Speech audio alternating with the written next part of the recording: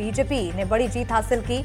निकाय चुनाव में रायपुर, कोरबा, जगदलपुर नगर निगम में बीजेपी ने जीत दर्ज की है। इसके अलावा अंबिकापुर, चिरमिरी और राजनांदगांव में भी जीती है बीजेपी। तो वहीं धमतरी और रायगढ़ नगर निगम में भी बीजेपी को जीत हासिल हुई है। 2 नगर निगमों में बीजेपी मेयर प्रत्याशी आगे चल रहे हैं, तो नगर पालिका और नगर पंचायत में भी बीजेपी की जीत देखने को मिली है। और इस जीत के बाद बीजेपी में काफी खुशी का माहौल देखने को मिल रहा है। जीत से गदगद बीजेपी, हर तरफ खुशियां, जश्न मनाते हुए बीजेपी के कार्यकर्ता नजर आ रहे हैं।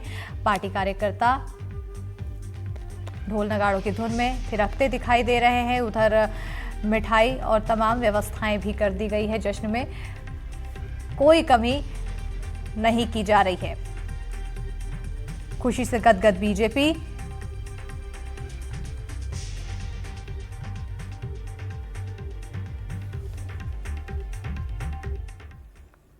तो उधर रायगढ़ में बीजेपी की जीत पर मंत्री ओपी चौधरी ने खुशी जाहिर की है। ओपी चौधरी ने कहा कि रायगढ़ की जनता का आशीर्वाद मिलने का पूर्ण विश्वास था।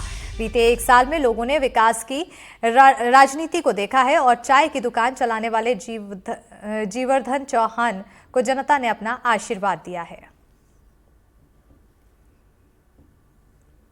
रायगढ़ की जनता ने नगरीय निकाय चुनावों में जिस तरह से एक आम कार्यकर्ता 29 साल से पार्टी का काम कर रहे, चाय के ठेला चलाकर ईमानदारी से जीवन जी रहे, आत्मसम्मान के साथ जीवन जी रहे जीवर्धन चौहान भाई को जिस तरह से आशीर्वाद दिया है, हमारे पार्षद प्रत्याशियों को जिस तरह से आशीर्वाद दिया है, ये विकास की राजनीति की जीत है।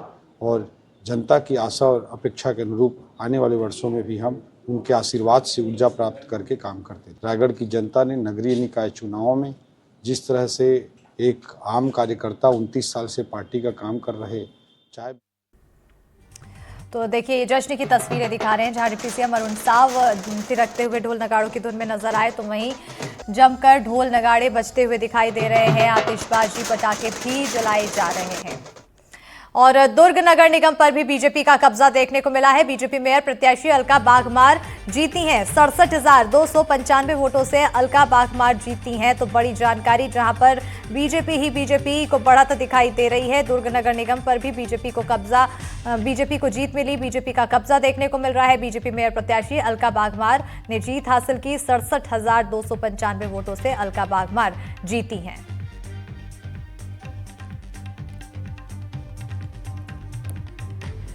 तो बीजेपी इस जीत के बाद खुशियों का माहौल दिखाई दे रहा है बीजेपी में। और बीजेपी के तमाम कार्यकर्ता है ढोल नगाड़ों की धुन में थिरकते हुए नजर आ रहे हैं। डिप्टी सीएम अरुण साहब देखिए किस तरह से थिरकते दिखाई दे रहे हैं।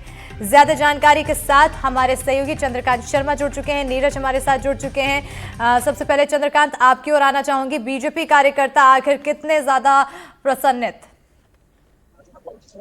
बिल्कुल, जिस तरह से लगातार Bharatiya Janata party triple engine की सरकार बनाने की जो बात कर रही थी, वो कहीं ना कहीं वो जो सपना देखा गया था, वो सपना बीजेपी के लिए सच होने के समान है। क्योंकि दुर्ग में भी भारतीय जनता पार्टी की जो प्रत्याशी है अलका बाघमार, वो रिकॉर्ड मतों से 67,295 वोटों से वो जो है जीत चुकी है।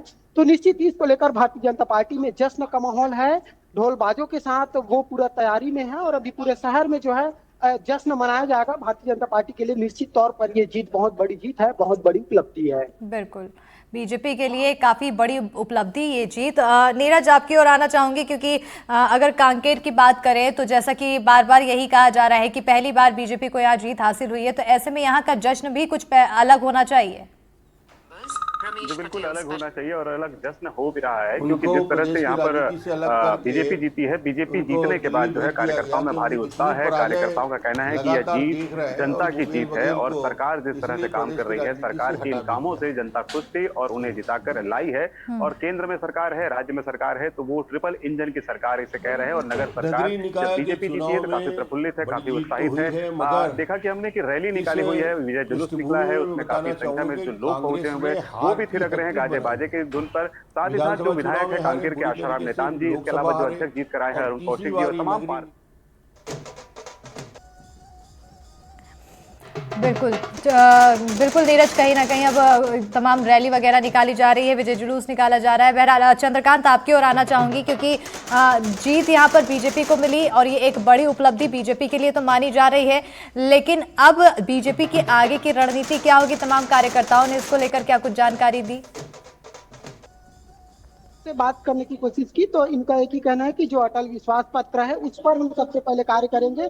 जो भारतीय जनता पार्टी ने तमाम तरह के वादे किए थे, जैसे साफ सफाई को लेकर, साफ सफाई ही इनका मेन मुद्दा रहा है। साथ ही साथ महिलाओं के लिए भी जो तमाम सुरक्षा की दृष्टि को देखकर जो अटल विश्वास पत्र बनाया गया था, उन विश्वास पत्र के आधार पर ही सबसे पहले हम कार्य करेंगे। बीजेपी के जो कार्यकर्ता है वो लगातार इसी बात को कह रहे हैं। बिल्कुल चंद्रकांत, क्योंकि ये तो खैर बीजेपी की बात हुई, लेकिन आम जनता ने अब बीजेपी पर भरोसा जताया है। जनता क्या कुछ मांग करती है?